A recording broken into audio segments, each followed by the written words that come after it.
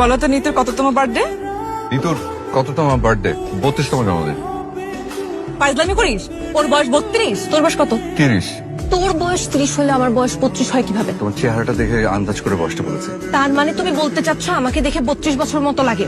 আগে দেখতাম সারাক্ষণ আমার দিকে তাকায় থাকতা, এখন একটাবার আমার দিকে ঘুরে তুমি তাকাও না কেন? কি সমস্যা? এই যে না এটা কিন্তু ঠিক বলা না। আগে যখন তোমার দিকে হা করে তাকায় থাকতাম তখন তুমি বলতে যে এরকম ছাবলার মতো হা করে তাকিয়ে আছো কেন? তুমি নিজেই কিন্তু বিরক্ত হতা। এখন তোমার ভয় আমি লুকায় লুকায় আর চোখে দেখি।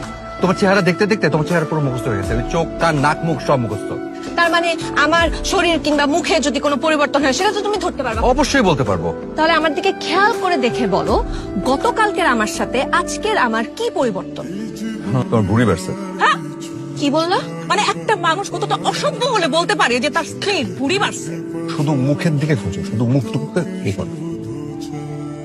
তোমার বাম চোখটা একটু ডান দিকে চেপে গেছে। দেখো তুমি টাড়া হয়ে গেছো। হ্যাঁ, এর সাথে কয় কি? সমস্যাটা কি বলবো? বুঝি এত বড় চুলটা কেটে বয়কাট করে ফেলেছে, এটাই চোখে পড়লো না তো? দেখি না, তোমাকে তো সুন্দর লাগছে। আমার ফ্রেন্ড আছে জব্বারের মতো একদম। কার মতো? জব্বার। আরে তুমি তো তাকে চেনো, আমাদের বিয়েতে এসেছিল, ওই যে গাঁজাখোর, নেশা করে যে। আমাকে তোর বন্ধুর ওই নেশাখোর জব্বারের মতো লাগতেছে। আমি জব্বার? তো আশ্চর্য, জব্বার নেশাখোর হলে কি হবে? দেখতে তো কিউট। আমি তো তোমাকে কিউট মিন করে বলছি, গাঁজাখোর তো বলি। তোর সংসার তুই রাখ, এই লোকের সাথে আমি আর কোনো সংসার করবো না, এই পাগলের সাথে আমি সংসার করবো না। লাত্তি মারি তোর সংসার। আচ্ছা খাওয়াটা খেয়ে যাও। নিতু তুমি এখানে কি করো? তোমাকে না নিতু আসতে মানা করে দিছে?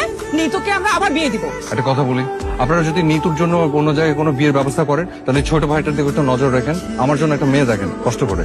আমরা দুজনে একই দিনে বিয়ে করে একটা ইতিহাস সৃষ্টি করি, আর তাছাড়া একই দিন অনুষ্ঠান করে খরচটাও কমবে। আমার সাথে একদম মস্করা করবা না। বিয়ে কোথায়? নিতু কোথায়? এই ভাইকে তো ওর কি আপনার দেবর? তবে আপনাকে তো ঠিক ছিলাম না। আপনি কি ভাই? আমি ওনার দেবর, আমার নাম জব্বার। ভাই বিশ্বাস করেন আপনার গলা হুবহু আমার স্ত্রী নিতুর মতো। তাড়াতাড়ি খেয়ে বাসায় যাও। এত রাতে ও কোথাও যাবে না। মা শোনো, তোমাকে একটা কথা আমি সাফ সাফ বলে দিচ্ছি, আমি আর এর সংসারে ফিরবো না। গত 9 মাস ধরে এর সাথে সংসার করার চেষ্টা করছি, কিন্তু এই পাগলের সাথে এই সংসারের ভার আমি আর আমার মাথায় নিতে পারতেছি না। মা দেখো নিতু, তুমি কিন্তু এভাবে আমার সাথে কথা বলতে পারো না।